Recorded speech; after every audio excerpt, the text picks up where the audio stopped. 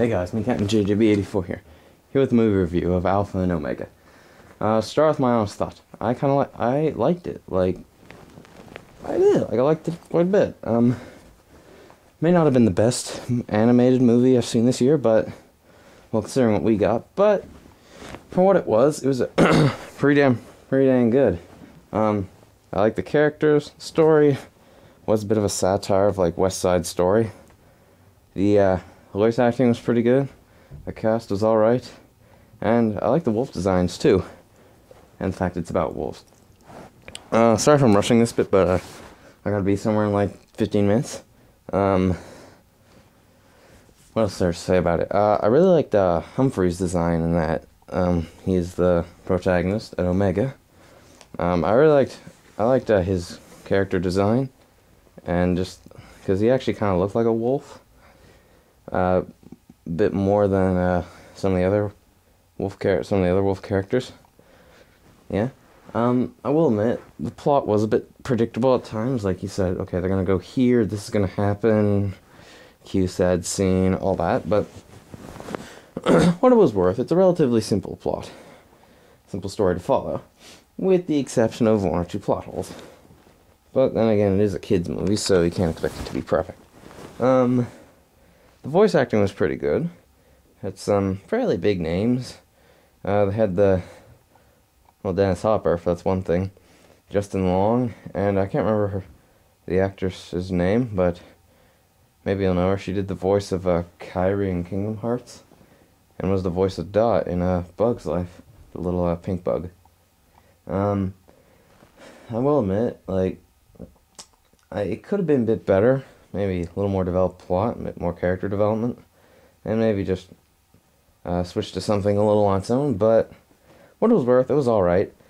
It kind of seemed like frantic shipping in a way, with Ruby and Sapphire from the Pokemon manga, from the Ruby and Sapphire chapter.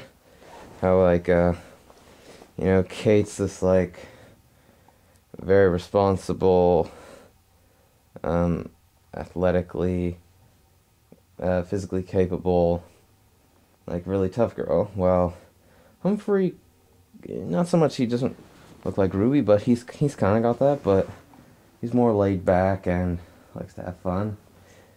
And initial character development is that it's Humphrey's sense of fun and just enjoying life is what kind of gets to Kate, and she learns that to relax a bit and have some fun from time to time. While Humphrey gets a little more responsible and I guess a tad more bit stern, maybe not stern, but he understands what responsibility is. At the same, keeping his original personality. In terms of gratuitous, in terms of subplots that are a little more interesting, they had one. Initial plot is, there's two sides, the west side and the east side. Humphrey and Kate are on the east side. A pack consists of Omegas and Alphas. Then the west side, which has Dennis Hopper as their leader. Dennis, I think his character's name was Tony, but I just call him Dennis Hopper. Dennis Hopper wants to unite the two packs because, due to the fact there's no caribou on their side of the valley. I can't remember the alpha male, the alpha wolf, alpha male on the other side with Kate and Humphrey, but I think his name was I'll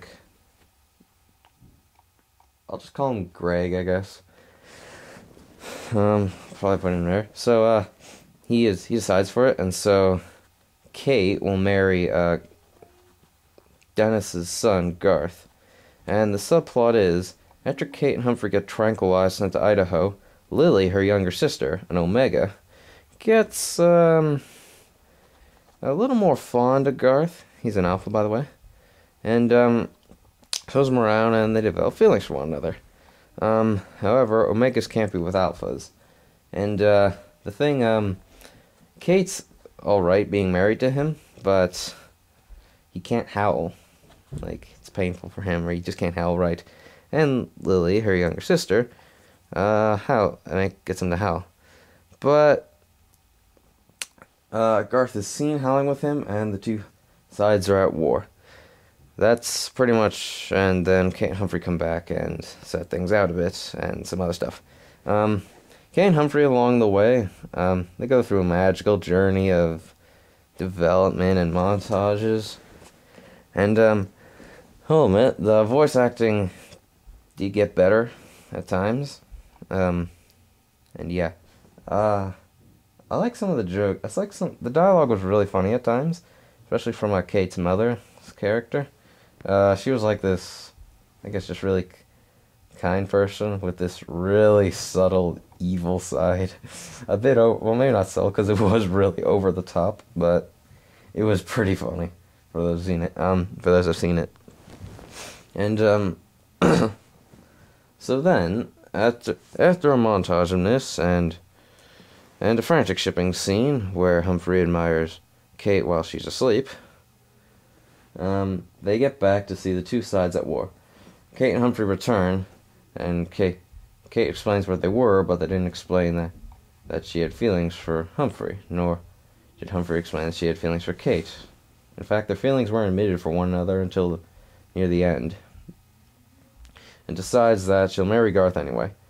But Lily, Kate, Garth, and Humphrey aren't really too pleased about this, about their choice, because Kate has feelings for Humphrey. Humphrey has feelings for Kate. Lily has feelings for Garth, and Garth has feelings for Lily. And so Humphrey decides to leave, but then comes back because Kate says she won't marry him the day later because she's fallen in love with Humphrey. And so a bit of a war breaks out. Then a caribou stampede comes, but Greg and Dennis Hopper gets stuck because they're really old. And Kate and Humphrey do some of their new skills with the log and save them. However, Kate gets hurt in the process and gets knocked unconscious. Humphrey declares his love for her, and then howls due to her death. Kate then wakes up, and everyone has their eyes on them, and they admit their feelings for one another. And then the two packs join, abolishing the rule of the social order. And then we get a song, of all things. Alright, so, yeah, maybe I did spoil the end, because, yeah. But what this kind of referenced, there was a goose named Marcel and a duck named Patty. Marcel kind of resembled Boris by quite a lot. Patty didn't really resemble much to me, but let's find something more, then he will. Marcel was a bit like Boris, his character, his design, and just the fact he likes to make fun of their relationship. Kind of like Boris, in a way.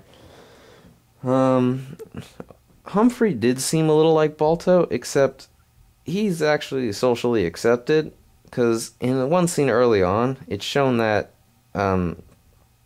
despite them being Omegas, Greg, the alpha leader, actually gave them some kudos, because they separated a fight between the West and the East.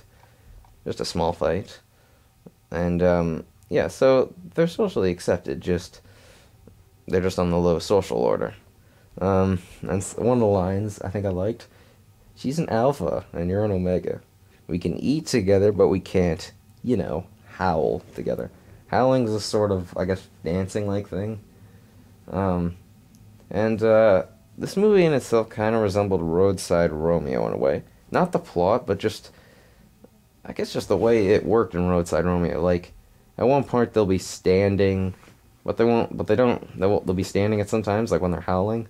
And, Kate's design kind of looks like Romeo's, just the color, I guess.